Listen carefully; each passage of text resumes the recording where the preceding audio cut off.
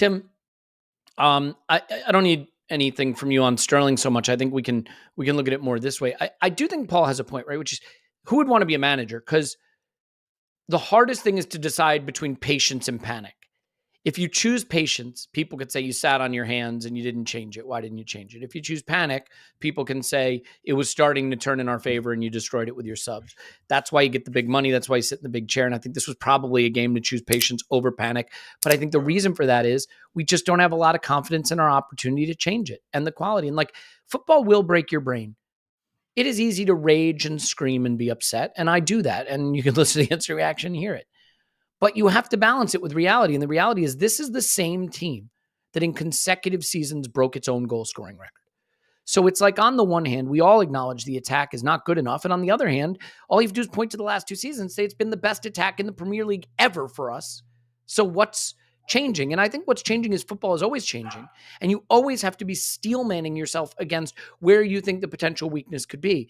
And I do think this is a squad building exercise that has always prioritized steel manning the defensive side of the game over the attacking side. You simply cannot look at our transfer activity and not come away with the conclusion that we haven't really prioritized attack. And if you look at Liverpool are a case study in obviously just going back to the well for attacking players. But the team that's a case study in it is Chelsea. Chelsea's defense sucks. Their goalkeeper sucks. And as it stands, at least right now, they're currently ahead of us in the table. Now, I want to be clear. I'm not going to accept any of this Maresca. Oh, it's too soon for us. We're not. When you spend $1.5 billion on your squad, it's never too soon. If this was Roman, you'd have one season to win it, and then you'd be out if you didn't. Okay. But Chelsea are a case study because you know what they did? They bought attackers. Then they bought more attackers. Then they bought some more attackers. And then they bought some more attackers. And then they bought some more attackers. So, like, it's not easy. It costs a lot.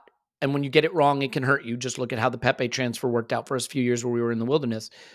What do you think right now in terms of, are you prepared to say this past summer was a critical, pivotal moment in how we progress, and the decision to go for Calafiori and Marino with a Sterling loan just looks like poor execution, poor prioritization? No, I'm not prepared to say that, because I love it. Tell me why. I think there's a whole load of context around this that, and look, so there's a whole load of context that for me is indisputable. It then just comes down to how much of a thing do you think it is, and do you think that even given all this context that things still should have happened? So let's assess the kind of case about not buying many attackers and things like that. 2 of our starting attackers on Saturday were at the club when Arteta arrived. We've got one absolute superstar in Saka, who, by the way, is very much my case for why Arteta is not stifling our attack, because he seems to be fine. Doesn't seem to have stifled him, our tactics or anything like that, which pushes me more towards it being a personnel thing. So Saka and Martinelli are already there. And this is almost like a bit of a warning, I think. The other context is the last time we rebuilt our attack, we did it horribly and it took years to fix. We spent loads of money on Lacazette, Aubameyang and Pepe, and it flunked hard. And we got stuck with those players. And that, first of all, that spilled over into Arteta's reign. So he couldn't really do anything up front because we still had those players and we couldn't shift them. He had those kind of 2 new young players coming through. So at least for the first half more of Arteta's kind of reign, there's that. And that, by the way, is possibly informs some of Arsenal's caution in the market around attackers, because like even Sesko, right? That was going to be a punt. That was because I completely hear the risk, and I do think we are probably we're just going to have to take a punt at this point on someone, whether it's whoever's on the market, but Sesko was going to be a punt, right? That was a future. There's nothing on the market. I'm not going to go over again what other teams didn't do in the market, because I think it shows you the market's very dry for attackers. And I just don't see anyone that moved this summer that I thought, should have got them. I do also think with Saka, having one really elite attacker actually it's not a problem, but in a recruitment sense can be. Because, for example, if you're going to talk to me about like Cole Palmer going to Chelsea or Neto going to Chelsea, we can't get those players because they play the position Saka plays. They're not Yeah. coming to us. Like, Palmer left City because he couldn't get in their team. He's got less chance of getting in our team Yeah. because of who we have there. So, like, in one sense, and this is the problem for Sterling as well. I think Sterling's better on the left, probably, but we got two left wingers, and we've kind of brought Sterling to be that Reece Nelson. Well, sometimes he'll play on the right, but we're not taking our right winger off because he's the most likely person to score a goal. So I do think, as well as Sterling just not doing it, I do think there is that context as well. It's like, well, he's not coming on for Saka, is he? But that, like, there's just a whole heap of context. I am at this point, and I don't think that this is irreversible. By the way, like, yeah, you can talk to me about, like, maybe we should have just got Osherman on loan, for example, and just like had that striker. I can't give you a case against that. And my default position is not to try and defend everything anyway. And I think we have probably come to that. We're just going to have to take a swing at something time. But that's what we did with Lacazette, right? Wenger could have signed Lacazette any of the 3 summers before we did it. And he did it because he was like, I'm sick of looking for strikers. I couldn't get Benzema. I couldn't get Higuain. I couldn't get Suarez. Going to bash the Lacazette button. And actually, that was a bad decision in the end. I completely understand why they did it, but it was bad. We were lumped with him for 5 years and he was not that good. Well, the bigger problem is we went and spent on striker again one window later, well, yeah, and got the guy we probably should have gotten initially, and then we couldn't spend indeed, elsewhere. So, when we probably should have taken a beat for one more window. I think Aubameyang was a market opportunity they didn't think would probably come up. So this stuff is hard. And it's listen, very hard. I do have sympathy with that. We should have just like gone for Gyökeres. How do you pronounce his name? Sorry, Gyökeres. Yeah. We should have done 100 million on him or whatever. Like, fine. But I think I don't agree, but I hear it. Yeah. But we have to acknowledge that that's a massive risk, and it might not work. And if it doesn't work at the sort of money attackers go for, like, we couldn't get rid of Jesus this summer. Liverpool very apparently wanted rid of Nunez, who they bought for 100 million, but they couldn't. Like, if you get it wrong, you can't buy another attacker unless you're Chelsea and you do some sleight of hand stuff. But it's hard. Look, here's why I think we got it wrong a bit is, you know what?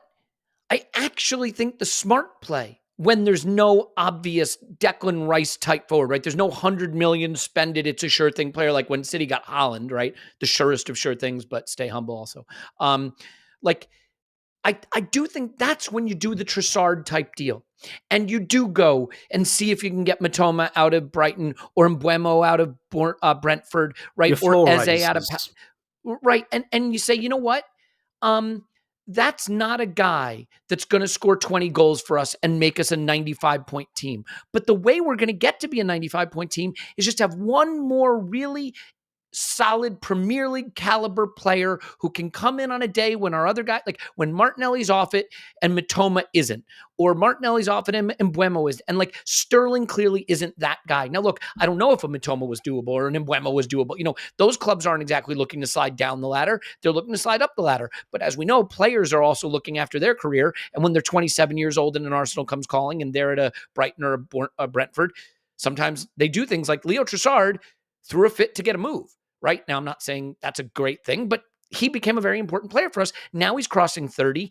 And if you want to ask me what we're missing, we're kind of missing. We're not missing Gyökeres. We're missing 27-year-old Leo Trossard. We're missing one more guy who could have come into that game who's not 17, who's not 32, who's a good, effective Premier League level player. Look at the players scoring goals in the Premier League right now.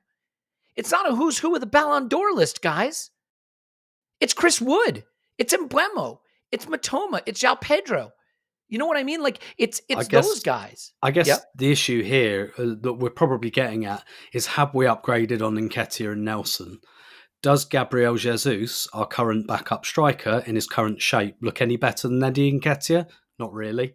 he actually reminds me a lot of Nketiah, where he starts a game sometimes, you think, oh, signs of light. Oh, no, dead. Oh, it's gone Oh, again. yeah. Oh, no, Yeah. it's gone again. And like Sterling is Nelson. And so, yeah, I suppose that is the have we raised the floor of the attack. But And you're going to have to overpay to do that.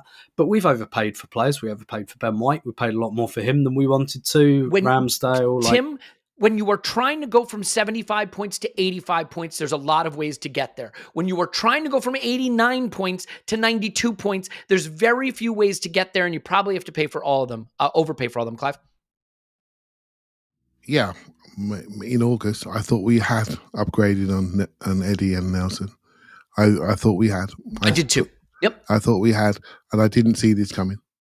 I just didn't see this coming. I didn't see the drop off for Jesus. Mate, I saw him in the summer, and I was convinced he could have a fantastic season. Right, Sterling? I'm an idiot. I called him my breakout player because I watched preseason and I fell for it. I'm an idiot. What do I know? Nothing. Everyone's in my timeline telling me they saw it coming. Well, I didn't. So if they're clever than me, that's absolutely fine. Right, so I did not see this drop off coming. Just didn't see it. I did think there was an opportunity. I did think when James read an article about him potentially being on the market, I thought, that's a sign, right? Yeah. And so my mind has always been open around this player since then. But I'll be honest, what I saw in my eyes was a sharp player. And Sterling for Nelson, that made a lot of sense. The money was the same. It's what else we could do. And I wanted, say, a Sesko, for example, but I didn't want him to start. I wanted him to backfill Kai Havertz because I knew he can't keep going, right? So to have the option of having somebody with a similar profile size-wise, but can actually transition, I really was excited by that. But he's not ready. He's raw. He's only just started scoring now. So it was never a starting option to upgrade us. I think that maybe the bigger discussion area is, what is an Arteta attacker? I genuinely don't know. I can see his system. I can see how he plays. I can see his principles. I can see how he attacks. I see when he wants to attack, what areas he wants to attack in. I can see the defenders he wants. I can see everything about him apart from that bit there. What is an Arteta attacker? And I don't know what that player is at the moment, because we've really yet to invest in that area massively apart from Jesus, which we'd all done at the time. Because where our belief structure was at that moment, to have someone come out of the best team in the world to come to us, oh my God, this is going to change things. And it did. Do you know what I mean? But apart from that, somebody that he knows and have worked with for 3 years, I don't know what that player is and what it looks like. And I think that's the final piece for this team. It is the final piece. It's the final piece for many people listening. Yeah, I mean, let me read. Yeah, please do. I was just going to add on that really quickly, and that also plays into Martinelli and Trossard are our left wing options. Totally different players. Havertz and Jesus are our centre forwards. Totally different players, and we've stumbled on some things, and we've not quite pulled some things off in the market. I think that plays into what you're saying, Clive. And just reading some of the names off the top scorer list in the league, like some of them are at big clubs, players you're not going to get, players you don't want, players that are too expensive. But like Mbeumo, and he's 25. Matheus Cunha, he's 25. Johan Wissa, he's 28. Right? I mean, Liam Delap, that's an interesting one. He's a good player, and he's young, and he's going to go somewhere, and he's probably going to be good somewhere. Why not? They could always use another attacker, right? You have, Raul Jimenez. Obviously, he's 33. You're not going to go for that player. Justin Kluivert, he's 25. So I don't know. I mean, I don't, Jared Bowen, right? Like Mohamed Kudus. 28, 29, Jared Bowen, is he? Like, and my point isn't that any of these guys are the star player. None of them are Haaland. None of them are Salah. And none of them are bargains, Elliot. None of them are bargains. But it is the question of like, here's what I would say. Finding something to add to an 89-point team that keeps you at 89 points or even takes you over 90. It's not going to be a bargain. It's not going to be Eddie Nketiah started 10 games for an 89-point Arsenal that broke its scoring record. He cannot get on the pitch for Crystal Palace. Okay? It's hard. This shit is hard, but it is also the job. And Clive, like, I do look at it now, and I believe that People hate this, but I really believe it. I think Arsenal's game model is as good as anybody in the league. I think we play football as well as anyone in the league. I think we are coached brilliantly. We give almost nothing away. We have the best defense in the league. We've scored 2 fewer goals than Liverpool, granted with a game in hand. We are good from set pieces, which is all coaching predominantly. We look at the game versus Everton, 72% possession, all the ball in their area, 48 penalty box touches. That's the kind of stuff good teams do. You conceded 1 shot, right? That's the stuff good teams do. But football is about putting the ball in the net, and that is the hardest thing to do in football. I think we have shot-shy players, and I think we have players that are not great at sticking the ball in the back of the net. I don't think we have any player who I expect at any point in their career will score 20 goals in a season other than Bukayo Saka. That's it. Yeah. And if you look at the teams that win titles, when Liverpool did it, they had Salah and Mane, and they were both 20 goal scorers or thereabouts. City, we all know about Erling Haaland, but they had Kun Aguero once upon a time. You have to have that player. And I just don't know. I mean, hell, when Leicester won the title, Jamie Vardy did it. And oh, by the way, they had a guy on the right in Riyad Mahrez, who's one of the better wingers that's played in the Premier League. Yeah.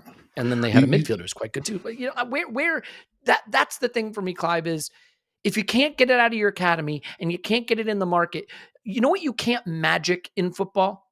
You can magic defense. You can magic ball progression. You can't magic goals. You talent goals.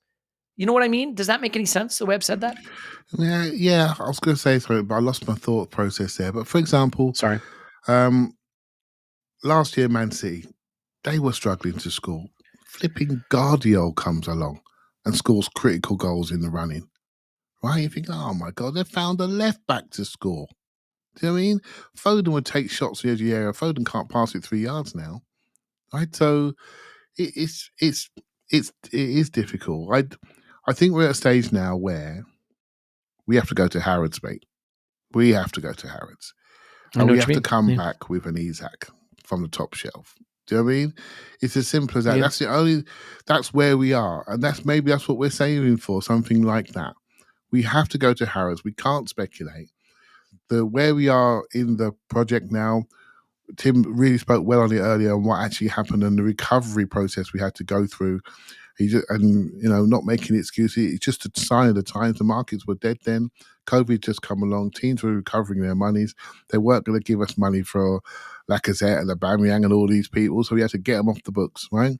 And then recover, and go young to recover. Right? So now we have this team that have had 2 years or so of finishing second.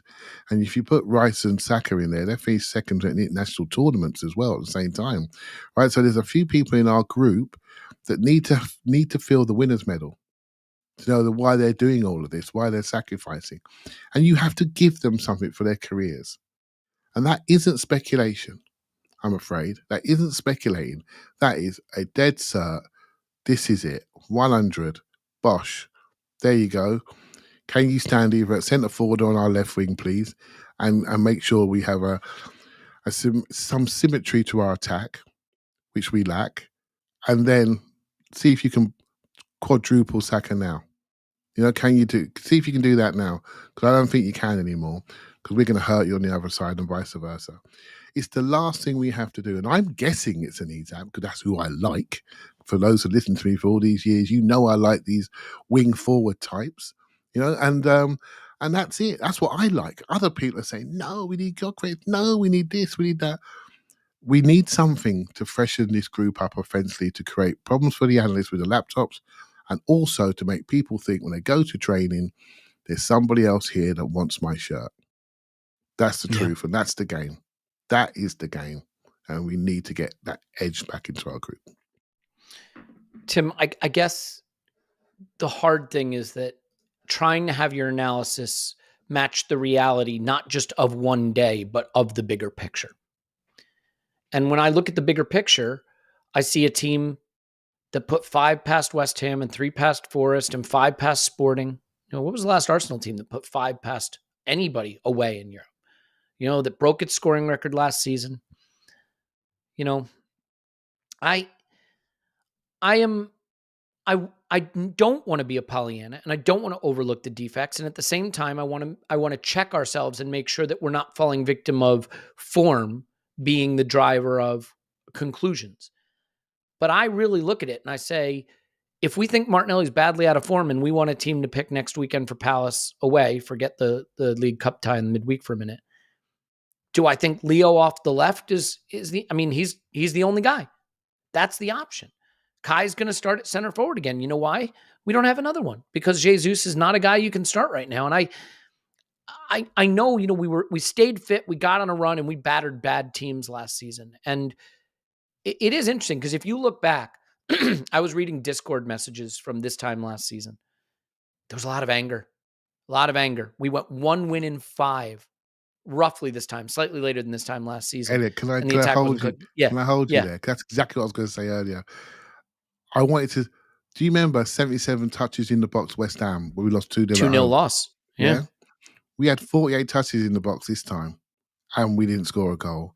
And I remember thinking that West Ham game, we ain't going to score again. It's just not going to happen. We just can't do it. Our attack's stale. I bet if we listened to our podcast back then, it was very, very similar. Remember the click? When are we going to click? It's not clicking. That was the whole talk. Yeah. The Liverpool home game, we were unfortunate. Lost 2-0. Flipping hell, it's over. And then what happened? It was over. We never won again. Then we won 16 out of 18, right? And I didn't see 16 out of 18 coming.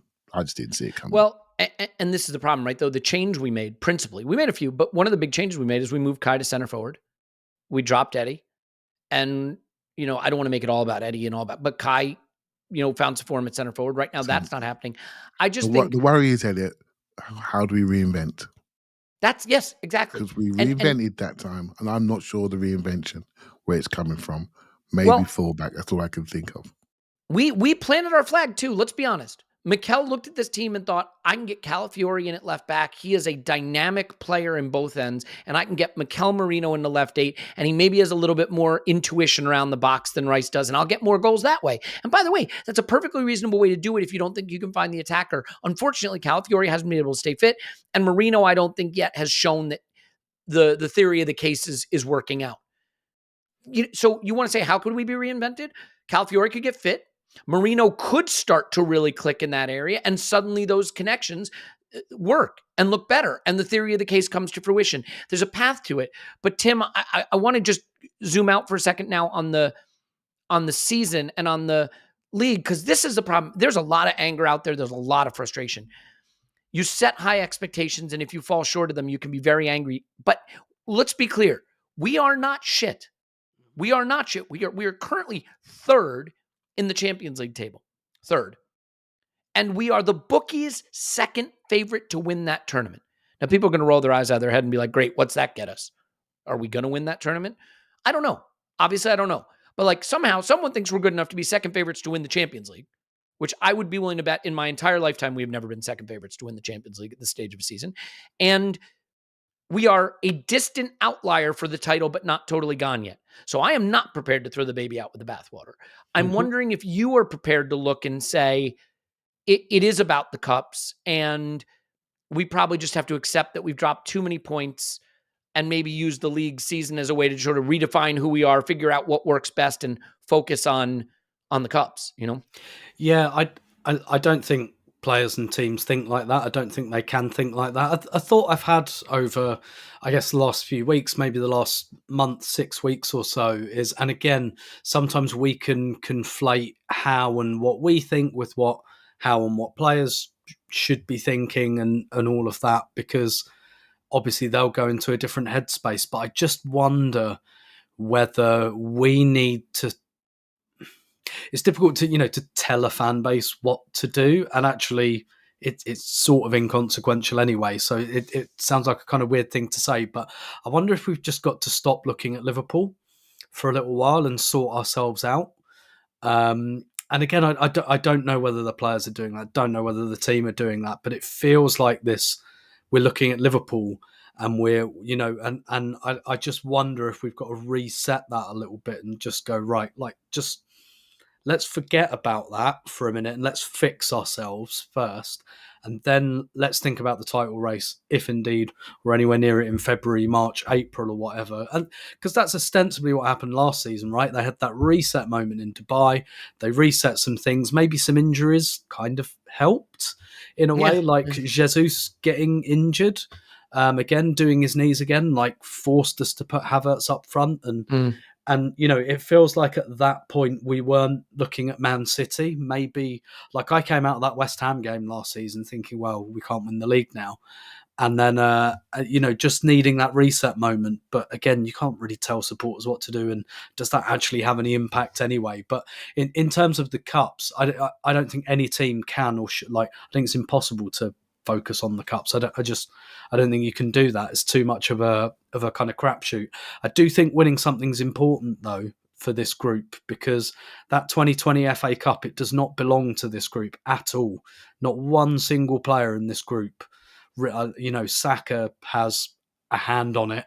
You know, he scored some goals in the early rounds of that competition, but the FA Cup in 2020 doesn't it belongs to the club, not to this group of players.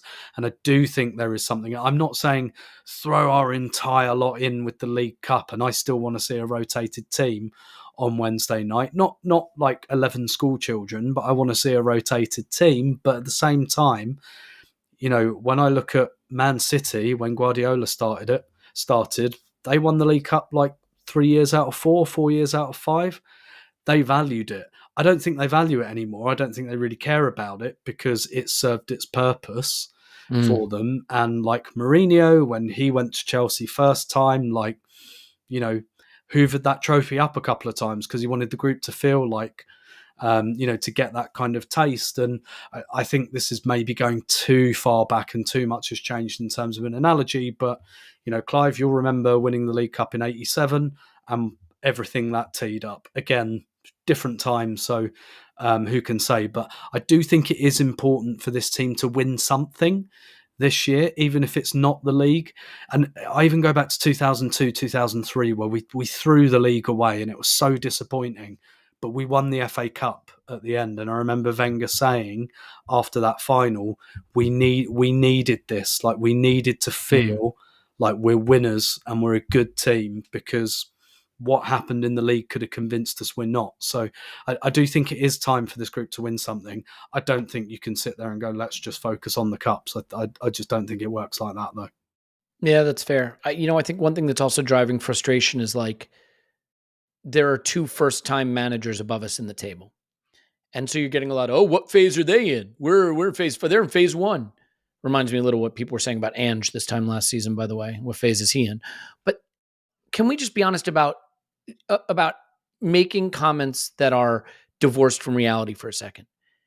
The phase you are in is related to the squad that you have. Okay? If Mikel got sacked this summer, that's not happening. But let's say that happened. Would you say the new manager is in phase 1? No. He'd have a team ready to compete for the Premier League right away. And he'd be expected to. If we sacked Mikel this summer, again, I'm saying this as a thought experiment because that's not happening. But if we did that and the new manager came in and got 68 points, would anybody be sitting here saying phase 1? Of course not. Be fallacious, be fatuous, and other F words, because he'd have a squad that's much better than that. Arne Slot's doing great. He deserves credit for it. He took over a team that is functionally similar to one that's gotten over 90 points before and won the league. Maresca's doing great this season, no question. He took over a squad that's had the most investment ever in any squad in Premier League history in a short period of time. So the phase thing is stupid. Yes, first-time managers doing well is frustrating versus our manager, but they took over squads that should be doing well. Should we be doing better? Sure. Don't compare what you're doing against what someone else is doing. Their circumstances are different. That would be my philosophy. So, Clive, it is the case, and no one wants to hear it, that Liverpool have taken 2 points from their last 6. So have we. So unfortunately. We're on pace. Yeah, we're on pace. We're keeping pace with the leaders. And everybody's miserable because of that. But by the same token, what that means is had we won our last 2 and Liverpool won their last 2, we'd be happier, weirdly. We'd be happier. I get it, because we'd have won. But functionally, we've lost no ground in the title race. We've been handed a gift, in fact. We've had 2 performances that are probably good enough for wins, but weren't wins. Now it is time to reinvent, find some new solutions, get sharp in front of goal. But at least we've seen that Liverpool are not here to run away and have a 100-point season. So are you able to take any encouragement from at least the fact, if something positive were to come out of the end of this podcast, it's that the team at the top of the table has taken a couple on the chin. And that's reason enough for us to find some solutions and go again. Yeah, I'm in the place where we need to stop looking at next door neighbour's garden, mate. Let's look after our own garden. Simple as that. And our own garden, it's got a few patches in it, right? we need some winter feed out there, right? We need to look out. We need to look after some of our players and get them back. And get them back somehow. And they have to turn out against Palace. They've got to do it again on Saturday night, which is, and Crystal Palace suddenly run into form.